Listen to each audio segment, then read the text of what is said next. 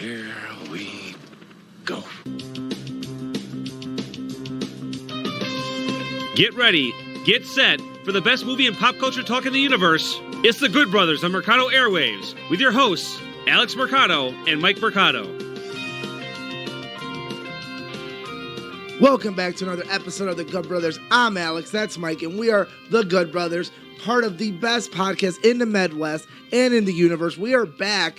Yes, people, we did take a vacation like every other podcast in the world. What's a vacation? We did enjoy the holidays with family and movies, and one movie in particular that lasted 6 weeks. Yeah, absolutely. And it just ended, actually. And we just finished up the post-interview. That was The Irishman, Good Brother. Yes, we were off for 10 days, give or take a few days before that. But very fun times. Thanksgiving, it's the... Almost like we're human and, you know, it still is hard and it still is a job. But it's also important, too, because we want to make sure that we're here for the Christmas and New Year's time because there's a few big things happening then. There wasn't as big of a news other than one movie that came out that just dominated the box office. And, of course, the Netflix premiere of The Irishman. We got news for you, at least. Yeah, we got a bunch of things. And for anybody who follows me on social media and you know me personally, how much I hate getting sick, I got sick after covering WWE for 4 straight nights. So we got a lot of things we're going to get into, Good Brother. But I guess the only way to do it... sick or a man cold? A little bit of A, a little bit of B. Column A, column B. Didn't miss work, so...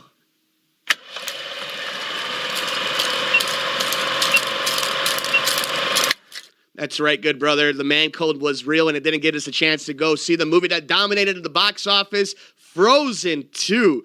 Absolutely smashed its opening weekend with $85 million domestically, and then just blew the doors off of domestically and worldwide. You didn't see it, right? No, what was the number? It. You saw the movie? Yeah, I saw it. Yeah, I saw it. All right, so hold that thought. Let me just get through the numbers then. Knives Out. Again, at number 2, Ford v. Ferrari and Queen and Slim, A Beautiful Day in the Neighborhood, 21 Bridges, Playing with Fire, Midway, Last Christmas, and Joker. What I want to really spotlight is Knives Out, probably. Ford v. Ferrari, Queen and Slim, Beautiful Day in the Neighborhood, and of course Frozen 2. We see a lot of Oscar nominations on those. We can run through 1 through 5, and I'll kind of give you a rundown, and we can have a quick So what did you think about Frozen? Frozen 2. Quick rundown. Really good. Not as good as the first one. Music wasn't as good. I hate the stupid snowman. I hate Olaf. I think he's one of the most annoying characters, but I guess that's his job. And I mean, I didn't know Baby Yoda, but it was fine. It was good. I mean, you knew it was going to make money. It held its standards very much like Incredibles 2, where you're like, it's a nice sequel. I don't think it hit the nostalgia of the first one, but it's very good. It's very solid add-on. And then Knives Out coming out, a Rian Johnson film. Funny because Star Wars is coming around. Back. Yeah, and we saw. So for anybody who doesn't really know, Rian Johnson, the director of Star Wars: The Last Jedi, a movie that, as time has gone on, I think people are forgiven more. But within the hardcore community, it's still very divisive, especially in the new era of Star Wars. But Rian Johnson has always been a great director. I think it was Looper is one of them, and then he's a powerful director. Our opinion, our stance here is that it should have been one director across Star Wars. If you were going to do I think if Rian Johnson started the series off, you'd be having a different conversation. It's so different from Force Awakens that it really throws some people off. We're big fans of Last Jedi on this show. Mike's a big fan. I'm like a fanatic. I love Last Jedi. I think it's much better than Force Awakens. But I understand where Star Wars fans are like, it's very different. And I think that's more a studio problem than a Rian Johnson problem. And this movie proves that. And then we have Ford v. Ferrari. Obviously, we've talked about that. Numerous Oscars. Christian Bale, Matt Damon. So we'll see how that plays out. Matt Damon. Queen and Slim. So this is a film that people are loving, but there are some people who it didn't hit quite like they wanted it to. But I think the strong acting in this movie is going to carry it to wherever the furthest it's going to get to. Ava DuVernay basically pulled a conversation on. I'm going to, don't quote me exactly for her, but the gist of her conversation was, it's okay, like, it's black made, black produced, like, very much at-home movie. It's okay that it's not perfect. It's okay that she's like, we should have these conversations. Like, yeah, just because it is run by mostly African-American people does not mean everyone needs to love it. Sure. Like, some movies just aren't that good. They're like, yeah, the acting was good, the script is shit. The script is not good, the movie's a little silly at times, but the acting's great. And I love her point of like, it's okay to feel that way, guys. Like, I'm a black woman and I feel like, yeah, it was okay. So I love that we can have a conversation where it's like, no, we don't just look at like movies like that and be like, oh, it was perfect. Like when Black Panther came on and people kind of put it on that pedestal.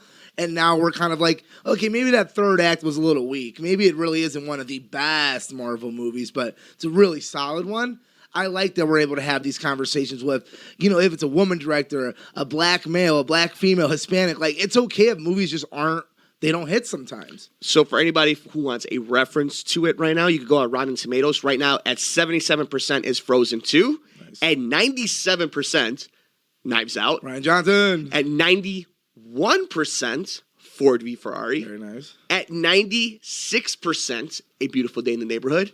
And at 83%, Queen and Slim. I also want to mention 50% for 21 Bridges, but that's a conversation for a different we were day. real excited about that. It looked good, but Chadwick Boseman has a bright future. He'll be fine. Ryan Coogler will get a chance on him again. Some scripts just aren't there, And nothing really big coming out this weekend, so it's going to be another domination for Frozen 2. I'm so shocked that there is not a Christmas movie coming out right now. Everybody's getting prepped. I know, but everyone's saying that we're like, this would have been the perfect if you were going to do weekend to release. What was that stupid one with Dragon Queen?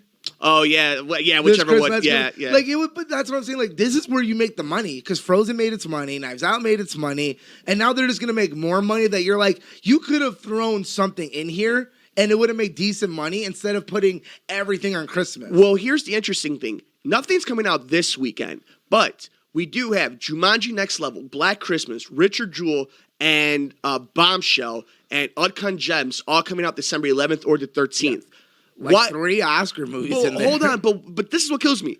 You should have done it this week. You couldn't have put one of those movies because next week you're only going to have a 1 week run. Star Wars is going to take over, so you should have spread out the studio companies the next 2. Star Wars and Cats are gonna. Yeah, remember like when Greatest Showman came out and it lasted, but obviously Star Wars can make like $2 billion. Probably, we'll see. Name those movies one more time. Those 5. So we have Jumanji: The Next Level. That's the one. That should have came out this weekend. Because the other ones are Oscars, like the Richard Jewell and the Uncut Gems and those Bombshell. are like Oscar movies. They're low budget. Jumanji really would have benefited for coming out this week. And Black Christmas should have come out next week because it would have been counter-programming to whatever's coming out. I mean, a lot of movies make money over Christmas. Like Jumanji did make its money this week 2 years ago. Yeah. And I think they're kind of sticking with it. The Rock is the only man that really does sell a movie like this, so I'm interested. Do you think it's going to make a lot of money, Jumanji? Yeah, I mean, it's The Rock and people like the first the trailers. One. Yeah, I haven't necessarily. I've been very oh, okay, sure. So, I didn't really ask for it. I would have been cool with one Jumanji. So that is what's going on in the box office and what you can spend your money, not necessarily maybe this weekend, but the following week. But we'll have a breakdown about that. There's a lot of movies online right now. And we keep on the movie train. So I'm not exactly sure where I want to place this. Because it is a movie that did have a theatrical run, but it's based and it's going to be homed at Netflix. So let's not bury the lead. Let's just go with what was The Irishman. We saw this about a week ago. When it came out. Opening night. That we got to see it. I don't know. We only have a set amount of time today as we're recording this, breaking the fourth wall. So I really want to keep this nice and tight when we're doing this Irishman, opposed to how the movie maybe was put together. I mean, look, can we start there? Yeah, it's too long. Here's what happened with the movie. The movie came out to critics, and critics loved it. And I get why they loved it. And they saw it there, they loved it. It's cinema at its best. Here's my problem. Now you release it to everyone in the public, even on Netflix. It is too damn long. Yeah. And it's not long. And the problem is, it's not long in the sense of, man, they could have cut that 30 minutes on 30. It's like a quick 5 here, a quick 5 there. If you really add up the movie, you're like, you could have been a nice 3 hours. Yeah, a solid 3 hours, like a Once Upon a Time in Hollywood. Like just a nice 3. Just 3. You cut out 40 minutes of 5, like 10 here, 5 here. Because the movie's really good. Yeah. It's really good. It's really well. The de-aging, the de-aging technology looks good. But what doesn't look good, and I have the movement, you just can't fake being an older guy. Like, you can't fake it. You can't fake us. We're not old, but compare us 10 years ago, it's just a different movement. Your body, your joints, you just don't act the same. And Robert De Niro will always have that awesome look. Yeah. But when you're trying to have him throw a jab, it's not the same. He's got arthritis, for God's sake. You could have gone around that. Yeah. I think the movie's great. The movie deserves all the Oscar love it gets. I don't think it should win anything per se.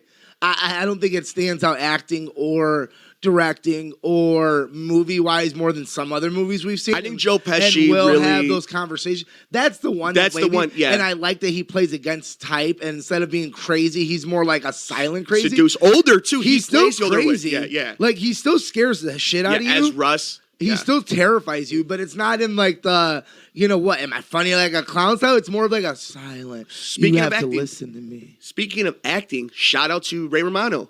Oh, Ray as Romano the Buffalino cousin. We talked about it. He was my favorite. Ray Romano is one of the most underrated character actors of the last 20 years, and I love it. But you're right, it's too long, and so when it came out for home, people were like, it's too long. People are watching in 2 sittings. It has to. But I watched not in 2 sittings, but I took it in 3 parts. I did it's almost like here's the story of the Irishman for an hour, and then here's Hoffa and the Irishman, and now here's what happened to Hoffa, and then here's kind of the downfall of everyone. And I love how the movie kind of tells you as you're going what happens to all these people. I think the one thing Scorsese does so well is telling you like these aren't heroes. These aren't men you want to be. These are men that they're not good people, and like this is what happens to what they're pretending to be. Like you're like, guess what happened? He got shot. Never found. Shot. Never found. What did you think about the Sebastian character? He was good. Yeah, did you like him? Yeah, I like Sebastian. We're fans here. like Sebastian. We're fans here. Did you hear your uncle tell the story about him? Thanksgiving? Yeah, the Thanksgiving. So, long story short, one of our uncle's co-workers is best friends with Sebastian, and it's pretty funny because he's a local guy, and he played a Philly gangster very well. Couldn't tell if he was supposed to be Hispanic or Italian. It was like a super Italian. But the way he dies, style. the way the way De Niro comes in and shoots him, very interesting in the pizza shop. So, really loved it. This is the conversation that you and I are going to have, and then we're going to kind of get away from it because it's the conversation that has defined you and I's whole thing about this movie. We're going to get spoiler alert to the ending of it in 3, 2, 1. The way De Niro's Frank kills Hoffa, I consider it a very tragic, very disturbing, rough scene. You consider it very clean, easy scene for what it was. I think what we mistake is I don't think he necessarily shoved him. I think it was more like he thought he was protecting him, like get out of this house, and then he shot him. So his final thought was my bodyguard's protecting me, sort of thing. And I took it as the portrayal, that moment of a literal back to a stab of the back. And like to me, that was very telling. And for me, I told you I cried at the very end of the movie. To me, it was something that probably could have gotten cut from the movie, but it did affect me, and it was when seeing old De Niro I don't think that she got. Like I said, we agree. There's not a point of like we cut this 30 minutes. It's just like 5 or 10 sprinkled throughout the entire movie. You're like, probably didn't need De Niro beating up this guy. Probably didn't need him with his kids. With Pesci and the little girl. Like we probably didn't need this. I've been telling you that about the entire movie. I did not like the premise of the story you were trying to tell me of. You could tell that it's unnecessary. Yeah, like you could tell me that his family liked Hoffa more than Russ because they read the papers and they. But we could have done that in 1. We could have done that in 5 minutes instead of 20 spread out. Exactly. I love the ending. I think the ending was beautiful. Of like he goes out the way Hoffa did, like lonely and scared and just and in real life he dies a little after that. And I think my last thought is obviously, it's not completely accurate because we're never going to know who really did Hoffa. I think the only thing we can all agree on is his body was burned. That's why we can't find it. We're never going to know for sure because all those men are dead of who really pulled the trigger.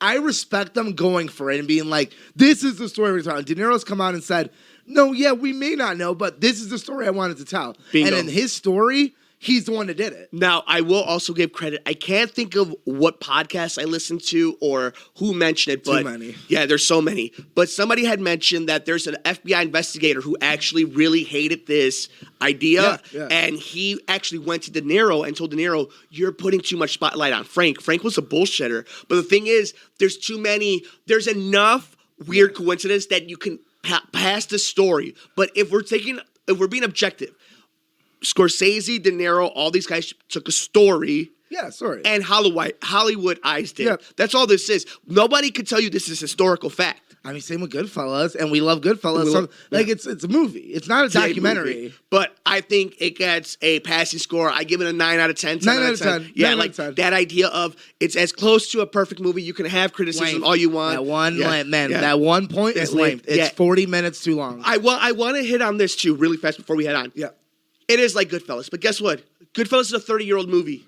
Like, there's a generation who's not watching. Jaws is like Jurassic Park. It's because Jurassic Park's like Jaws. Directors have the same style. But I get it. If your argument is, man, I would like to see Scorsese kind of get out of his element a little bit, I'm with you. Why? He's great at it. Now, did Coppola kind of do his own thing and has Spielberg of course, but Scorsese's great at what he does. Yeah. If you give me another Scorsese banger, why am I going to complain about it? Well, our cousin said it best. He's like, yeah, this isn't maybe like Departed or Goodfellas, but it's up there. And it's like, well, yeah, but you're talking about maybe two of the greatest mob movies of all time. Of all time. Like, next to The Godfather 1 and 2. Two huge franchise trailers hit the internet, good brother. One of them, you and I are against the grain on this one. And one of them, I think you and I both are with the grain. First of all, let's get into this. I want to say, I did not like the Black Widow trailer. Man, we're like the unholy alliance over here. I thought we were the good guys. We're the heel, Mike. We're the heel. We're heels on this. And here's the thing. Hated it. You want to know why I know I'm the heel in this? Because I'm delusional enough to believe my own thought of you guys are screwing Scarlett Johansson with the placement of this movie. This movie is not going to make a lot of money because people look at it and they're like, why do I care? It doesn't feel like a Marvel Studios movie. No, I will say this, though. I think, the trailer aside, I think the movie's going to be a banger. I think the movie will be good. Because guess what? They haven't made a bad movie. That's what I'm saying. And no offense, me and Mike are very super heavy, easy audience, but it's going to be like a Thor or like Ant-Man and Wasp. But don't tell me this was a great trailer. No, it wasn't. It was silly as shit. Yeah. Dan, I don't know. I'm not a Dan Harbour. I like David Dan Harbour. Yeah. I like him. Yeah. Some of the characters he plays on, I'm like, what is this? What are you doing? The action scene where she's flying through the air, I was like, is no one gonna call how goofy as shit? Like, I wanted Winter Soldier style of like gritty and down to earth, and I'm like, I'm getting like MLB, not MLB, Slugfest or the Blitz, or like I'm not getting mad at the show. I'm getting the Blitz. Like I'm getting like it's like they're like she's getting shot at from like three guys midair, and I'm like, what is this? Like I don't want to see this. But I will say, because of Scarlett Johansson, it is Marvel. It is just a story we wanted to see since 2009, 2010. So you should have done it right after Civil War. And that's been my thing, is you put this in a weird spot. But I'm going to give it, because I'm not an internet troll, neither are you. We're obviously going to give it the opportunity to be great. Go watch the review it, and we're probably going to enjoy it. We're going to go with mind. I'm just saying the trailer was trash to me, and it deserves better. Also, let's see how far she gets with Jojo Rabbit. But good brother, you talk about one espionage movie. Then the very next day, we get James Bond. They do it the right way. Oh my God, this trailer. We get a badass female 007. We get a badass Daniel Craig. Get creepy ass Rami Malek, who's like, he terrifies me. Full disclosure, I'm not a huge James Bond fan. I like Daniel Craig's. And I like GoldenEye's Nintendo 64 game. But I'm like, this looks banger. This looks like this is going to be. I like the Daniel Craig ones. I think like that's definitely my favorite Bonds, and they're some of the best. Beside Winter Soldier, they're my favorite spy movies. See, I'm a Jason Bourne guy too, so I really loved your first three. I've only liked the first Jason Bourne, but it's like you see. Sorry, I'm a Triple X guy. You see one. Everyone is, Mike. Everyone is. You see one trailer yesterday, and then you see this one. You're like, this is the one I wanted, and I get it. You're in the superhero world, but I hate going back to it. She's not a superhero. I don't want her to be. Some of her best parts are the intimate, quiet, endgame stuff. And, like, look at Jojo Rabbit. Like, I love Scarlett Johansson as an actress. She's great. She's one of the best actresses and she gets so much shit. And she's so underrated. And I'm saying underrated, but it's because I think Black Widow, I just don't love the character Black Widow sometimes. Yeah, and it's a very much a secondary character because it's interesting because we love the Wasp. Captain Marvel is one of the baddest female characters we have. Captain Marvel's not a secondary character. Yeah, but Gamora became a foundation. But none of these secondary characters in general. Like, I don't want to see a Rocket and Groot movie.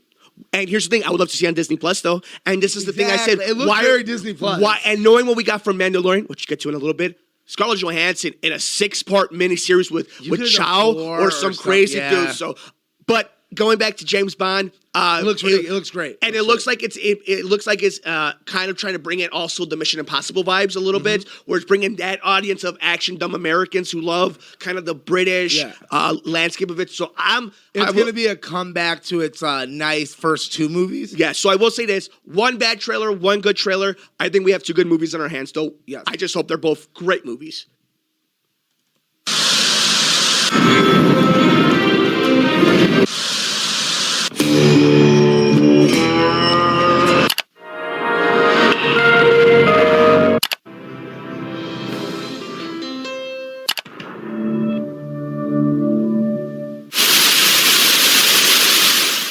Crisis on Infinite Earths hits the TV screen on Sunday. Let's get into The Mandalorian, good brother. We didn't get a chance to talk about I think we got a chance to talk. Are we caught up with the We're Arc caught fans? up. Yeah, we're on 4. All right, so what a fun episode. Best way to describe it. It was so much fun. Very much, what is it, Last Samurai? Not Last Samurai, Seven Samurai? Seven Samurais. Yeah, very much like that. We're like, we need to protect this town and teach these people to fight. And Baby Yoda And sipping themselves. tea. And like, and like when people say filler, I think Chris Arnold said the best. Filler means it was unnecessary. You got nothing for the story. That's the furthest thing. In 5 minutes of dialogue with him and this lady, The widow. we find out so much about like, when's the last time you took your helmet off? Well, yesterday. Like to you eat, find have out, to shower, so he does eat and stuff, but he needs to do it in private. Mm-hmm. And why can't you take off your helmet? Because then I can't put it back on ever. And I'm like, that's all I needed. If that's all this episode was, and show me some badass Star Wars and that little bit of continued story. Remember, I get it. We're not used to Star Wars kind of going at this pace. I understand that. They're trying to make like a lot of seasons, guys, and we still have a lot of episodes, and like they're trying to make this go along. I loved it. I have not liked an episode yet. I loved it. I thought it was so much fun. Baby Yoda for life. I would burn Baby Groot to keep Baby Yoda warm. That's how cute poor Baby Groot. Baby Yoda is the greatest thing ever to happen to anything. The Mandalorian's sick. I knew it was one of those ATTs. Yeah. ATSTs. The ATST. Yeah. The small one. I knew it. And as soon as they said that, I was like, oh, that's got to be it. And I was like, yes. Now, shout out to Bryce Dallas Howard, who directed this episode. I love her directing. Very much like her father. How awesome was the T-Rex inspired ATST? Like, it was cool. It looks like a T-Rex, how they made it she move. shadowed her dad for the end of Solo, and we're Solo fans here at least. Like, we liked it. It's okay. Again, had Disney Plus been out, we probably would have gotten Disney Plus, and people would be saying a lot different things right they now. would love it on But Disney I Plus. loved the episode. I thought that alone gave us so many answers, and of the idea of like every time they trick me, I'm like, he's not leaving that poor baby, is he? Oh, did you almost? How sad were you when we saw the last sniper scene before Gina Carano saves him? Yeah. Were you actually scared? No, because at the end of the day, I'm always like, well, this is Disney and Star Wars. It's not so HBO. We're going to get a happy ending. Like, we have to get somewhat. Like, the only character that would ever die would be the Mandalorian. And that's not going to happen. Like, it's not going to be Baby Yoda, guys. Like, so speaking of show where people will die, Watchmen. where lots of people will Lots die. of people will Most die. people do. So if you've noticed with us doing the TV reviews, I think we got to hit it because we're in episode 6 now of this one and episode 4 of the other one. That these are our 2 favorite shows right now. Really, probably the most talked about shows on TV at the moment. Yes, Watchmen. I think finally is going to get its just desserts with this episode. I think people are finally going to go all in on this because I think between the Looking Glass episode and this one, the series has completely hit another level. Like it's one of those shows now where you're like, now we're talking Emmys. Now we're talking the best shows ever. We're talking, this is probably the best show of the year. Yeah, it's up there. Like, obviously, if you like Mandalorian, it's a different style, different taste. It's different, different way, different things. But now we're talking like, no, this is great television history. People will talk about this forever. Like, this is better than the movie. This is surpassing its comic book material even. And you're like, it's never been done before where, like, it took the source material and said, we're going to make it better. Now, spoiler for The Watchmen, the ending of the latest episode. 3, 2, 1. When did you put it together that it was Cal? When they said it was in Oklahoma. Tulsa. Tulsa. When they said, because at first I was like, oh. Like, he's right in Tulsa. And I was like, oh, it's definitely him. Yeah. Like, I'm thinking of the characters. I'm like, no, it's not Looking Glass for sure. I was like, oh, it's her husband. And then she gets home and I'm like, yep, it's her husband. Can I, full disclosure on this one. So I went on the HBO Now app and I turned it on. And when you read the description, the first thing is, we find out the mystery about Cal's past. I didn't read any more than that. It was all And description. they give you the flashback of the film. I'm like, oh, okay, we're going to find out both their history, how they met. But throughout the whole episode, they never talk about Cal. So I'm like, okay. what is going on about? And then obviously for me, when it completely turned was when you're seeing her talk to Lady Trin Yeah. and her reaction, her non-self. Comedian's her dad, yeah. right? The comedian's Lady Trin's dad. Do we both think that's going to be the thing? No. You don't think so? I think think the comedian's their dad. I think, no, because I think. Or her, yeah. Because, no, that's Silk's dad. No, I get that too. Remember when he was in Vietnam?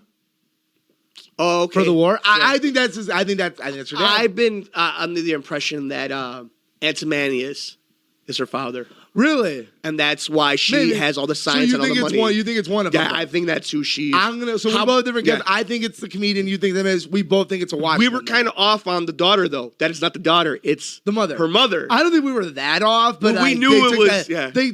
They did a smart swerve because the whole audience was like, "Well, that's got to be her daughter or something." It does make more sense, but again, it's hard to guess a show that doesn't give you all the pieces, which is why it's fun. Because then you're like, "Oh, well, now I have that piece. Now I get it." But then you're like, "Oh, I like that they didn't give me that piece because I was surprised that it was her mother, clone." Well, now let's speculate a bit because I think you and I have been pretty good on what the hitting hell's on the the show. elephant? What is the elephant thing is weird. Yeah.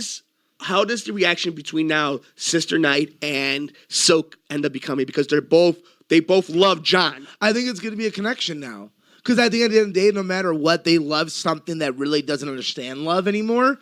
And I think that's going to bond them even more. So how did he fall in love with Regina King? I think we're going to next episode that device they had, he may have invented and been like, this is going to erase my memory. This is going to make me human. So as long as this is in me, I think it's going to be maybe she did make him fall in love. Maybe she did kind of show him a different path. And maybe that's going to be the idea of he met this woman, he fell in love with her, he invents this thing to even do it to himself.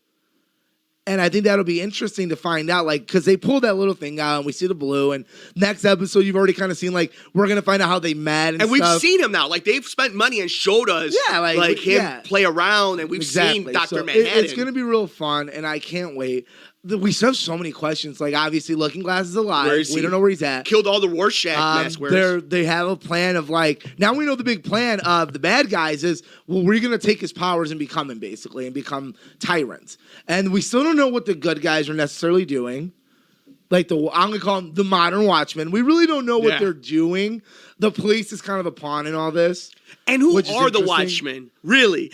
Are they, is it Red? Is it... Well, no, there's no modern Watchmen. They're police. Yeah. I love how we're kind of breaking the notion of, and we did it from episode 2 with Silk Spectre, of they're kind of downplaying the movie a little bit of those are just stories. This is kind of the real Watchmen. The Minutemen. Oh, we didn't get a chance to talk about the episode of her grandfather, the full nostalgia trip. Talked a little bit I don't think we did. Sure. Did we? But just in case. Because I didn't love it. Maybe it was on Twitter. Maybe we did a big Twitter discussion. love that last episode, I thought it was fine. I thought we learned a lot. We learned that he has money because his boyfriend ended up leaving him that money, that we find out in a little snippet real quick if you don't catch it. So this grandpa did have money. That fortune that back the Minutemen when he was with the superhero, to make up for him at their death for kind of downplaying his own mission, he gives Sister Knight's grandfather all his fortune. So why do you think they what do you think is the point of showing his family dysfunction and showing his not sure of his sexuality and showing they betray him and how human these people really are? So you think it's more along the lines of listen, the comic book and the movie, they made him seem real superhero-ish, and we're no, they're just they're human. They're really human. It's a very complicated show, and we should have known better because it's HBO. But and it's Lindelof who did The Leftovers. Yeah, you talk about a show that literally was hey, what if we removed 2% of the world? Spoiler alert! Here's the twist, and completely turns it on its head. You're oh, this is the guy doing Watchmen. I get it. He's probably one of the best. I mean, he's directed some of the best episodes of Breaking Bad and everything. He's fantastic TV director. Where are we heading now? Are we going Animanian versus Manhattan? I don't know. It feels that story's very separate now. Yeah, it feels I feel that we were what we thought was going on. Now that we know he's not on Mars, we're well, what's that story then? And why is the game warden also one of his clones? I don't get it. Or at least played by the same actor. I don't know what's going on there at all, honestly. So I'm very interested. That's the story I'm I can't figure it out. Do we see Night Owl at any point? I don't know. They're gonna have to go another season. I like the rumor that next season we're gonna see a completely different set of Watchmen. Maybe we do get more of a Night Owl story in a different part of the country. That would be great if this ends up becoming True Detective. Like where it's like, well, we're not in Tulsa. Maybe we're in New York now, and Night Owl's still in New York, and maybe he's still doing this, or you know what I mean? It's so exciting because we Watchmen. don't know, and I like like we can't guess. Just like in Breaking Bad, you couldn't guess what was gonna happen. And I really hope the ratings keep going up. Good brother, we did a bunch of wrestling a few weeks back when the WWE invaded Chicago. So let's break it down this way. I went to Friday Night SmackDown. That was really fun to see how they produce it. We're not going to go match to match and everything. We're just going to talk about the nights. It's like 100 matches. So let's talk about the nights, how they felt and everything. So Friday was really fun because I got to go home and on TV. But what was really fun is to see it first being produced now by Fox and seeing how they go to commercials differently, how they book matches differently. I have so many shows to see. This production of it was really fascinating, leading to NXT War Games. What a fun night. An absolute good audience, great crowd. You called the pop of the night of Kevin Owens. We saw the spot of the night with Tommaso Ciampa and Adam Cole. The match of the night with the women's War Games match. We saw two of our favorites, Riddle and Balor. Great night of wrestling. Great crowd. Great triple threat match. Can't wait for WWE NXT TakeOver to come back to Chicago. Sunday night. Good brother, I got to see Survivor Series. I will be honest with you, a very fast-paced Survivor Series being there live. It was in the last 10 years, probably my second favorite one before, what was the one, when they first did the brand split, and they started doing the invasions again? Yeah. I was Shane McMahon and the Shield, those were real fun. I like that one. New Day Shield match. I loved that one, and then ever since then it was kind of bad, and Triple H and Sting coming back was fun too, but wasn't great. I like this one a lot. I think the only problem with this one is that the main event kind of was lackluster. Because we were all expecting Four Horsemen, and we just did not get that. I think you needed a little bit more show there, but it was a good match. Knowing what we know now, right? Obviously, you would have loved to have the main event, but knowing how everything played out the way it is, I would have had them open the show. Yeah. And I would have had Brock Ray do exactly what it did as the main event. That crowd ate up everything that was Dominic and Ray. Dominic's good. Yeah, it was great. Solid. I loved Survivor Series. I had a great time at it. I thought you could have ended with the men's match. Sure. I thought Brock and Ray should have been the one right before and then done the men's match because Keith Lee would have got the pop. Yeah, Keith Lee's the main man. Great, yeah. Keith Lee's the main man now. So great Survivor Series. I can't bask in his glory. Yeah, bask in it. But Monday, that was a rough one. Monday was a little bit of a rougher show. It was rough in the sense of I like that they're at least moving forward and they're like, listen, we got to move forward. We're going to turn Rollins heel because we're probably not going to have a champion. We put the title on Ray, which was fun. Great. That was actually great. I like it. And then looking at this week, you're like, I like that you're at least moving story. And we're seeing AOP. Like, it's a slow burn. But obviously, you just got done with Survivor Series, so you have to slow burn it again. Like, you got to kill, because we're entering the worst part of wrestling, which is December, early January, heading to Rumble. Ain't nothing happening. And then Rumble's going to really get us to WrestleMania. So you're like, you got to keep burning it. You can't just turn Rollins now. You do have to postpone it like 2 more weeks. Because, he's going to go heel. And he's going to fight Kevin Owens. And Kevin Owens, you're building him as the best babyface. And he's probably going to AOP's back. And now, look at the positives. Andrade's winning. Aleister Black's there. Buddy Murphy. Cesaro, dramatic. People are fighting. We're not fighting enhancement talents, fight Viking Raiders for some reason. But, again, I don't know why that's going on. But they already have the title, so I'm like, well, I'm not gonna complain too much, guys. Yeah. So I like where wrestling's going right now. I think it's in the right hands. And all in all, I thought it was very fun to have it here for 4 straight days. It was the Mecca What do you think of the ratings for AEW? When's the last time you watched? Like 2 weeks ago, probably. Probably about 2 weeks ago. Yeah. Yeah, same, dude. Here's the thing.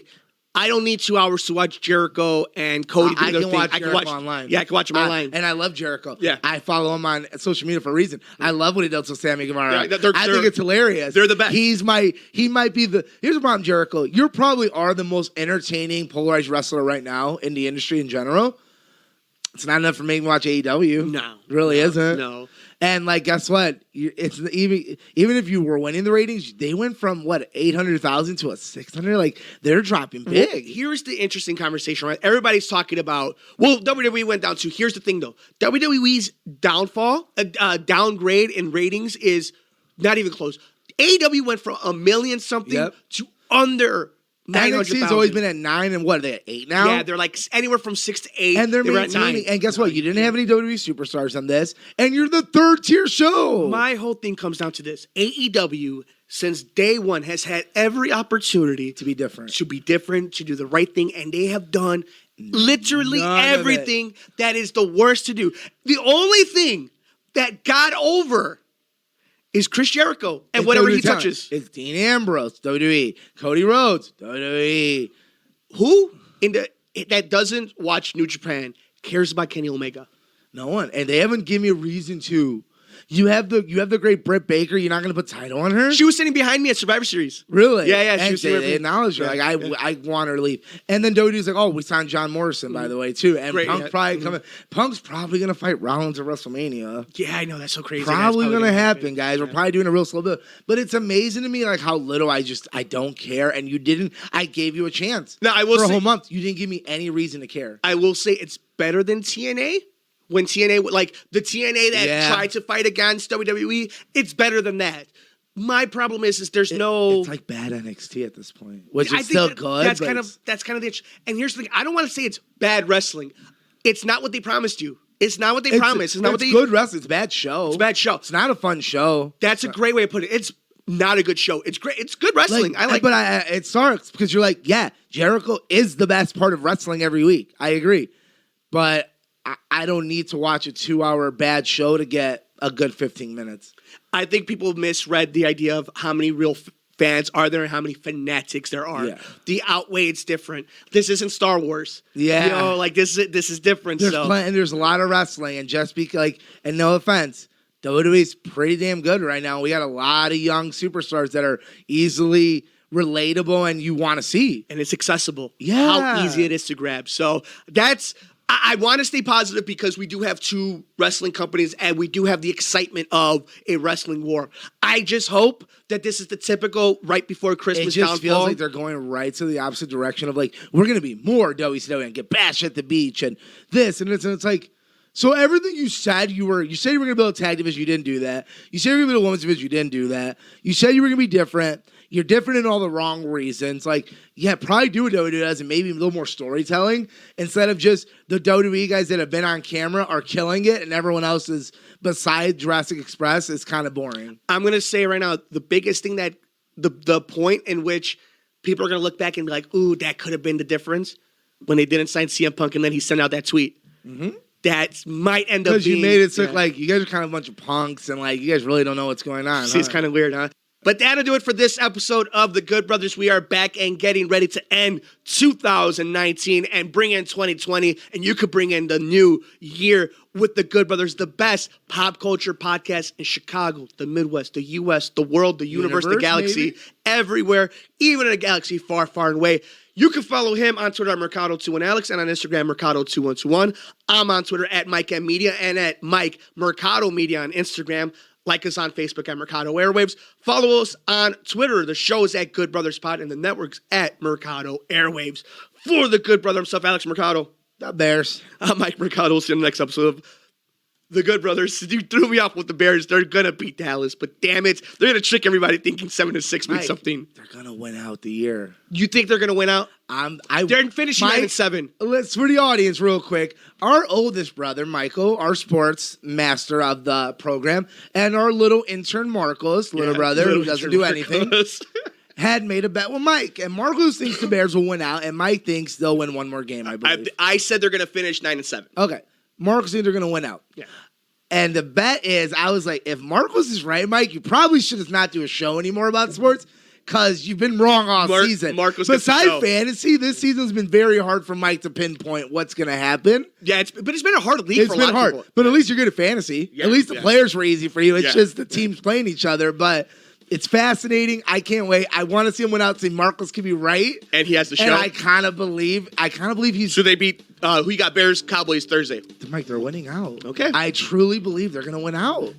Unfortunately, I think there's a good opportunity that they may do that. You're like, shit, because maybe they play. they might. Here's the thing: I don't even believe in the team. I kind of believe in Juju and the thing of like they're playing Kirk Cousins on like a primetime game, and then they've already played the Packers twice. They don't have to beat them anymore. It's like, ooh, there might be a chance of it. There's a chance. For the Good Brother himself, Alex Mercado. I'm Mike Mercado. We'll see you in the next episode of the Good Brothers here on the Mercado Airwaves Network.